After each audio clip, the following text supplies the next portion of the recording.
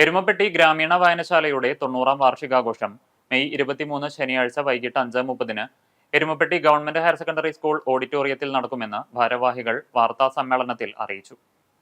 കവിയും ഗാനരചയിതാവുമായ റഫീഖ് അഹമ്മദ് പൊതുസമ്മേളനം ഉദ്ഘാടനം ചെയ്യും. വായനശാല പ്രസിഡന്റ് KM അഷ്റഫ് അധ്യക്ഷനാകും. പഞ്ചായത്ത് പ്രസിഡന്റ് ബിന്ദു ഗിരീഷ്, ജില്ലാ panchayat member Meena Sajan, Kerala Kalamandalam assistant professor Sangeetha Prasad തുടങ്ങി ജനപ്രതിനിധികളും കലാസാംസ്കാരിക രംഗത്തെ പ്രമുഖരും പങ്കെടുക്കും. പ്രശസ്ത കവിയും ഗാനരചയിതാവുമായ റഫീഖ് അഹമ്മദ് ചടങ്ങിൽ എരുമപ്പെട്ടി ഗ്രാമപഞ്ചായത്ത് പ്രസിഡന്റ് ബിന്ദു ഗിരീഷ് മുഖ്യാതിഥിയായും കലാമണ്ഡലം സംഗീത വിശിഷ്ട സാന്നിധ്യം വഹിക്കുന്നു.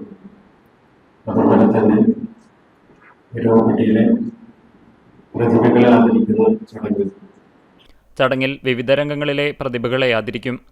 ഒരു വർഷം നീണ്ടുനിൽക്കുന്ന കലാസാമൂഹ്യ സാംസ്കാരിക പരിപാടികൾക്ക് രൂപം നൽകിയിട്ടുണ്ട്.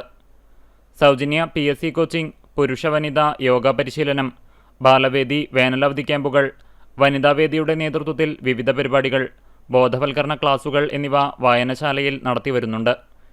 എരുമപ്പെട്ടി പ്രസ് ക്ലബ്ബിൽ നടത്തിയ വാർത്താ സമ്മേളനത്തിൽ സംഘാടക സമിതി chairman KM Ashraf, joint convener MK Varghese, ഭാരവാഹികളായ EN സതീഷ് ബാബു, PB ഭവ്യ, അനില സോമൻ എന്നിവർ സംസാരിച്ചു.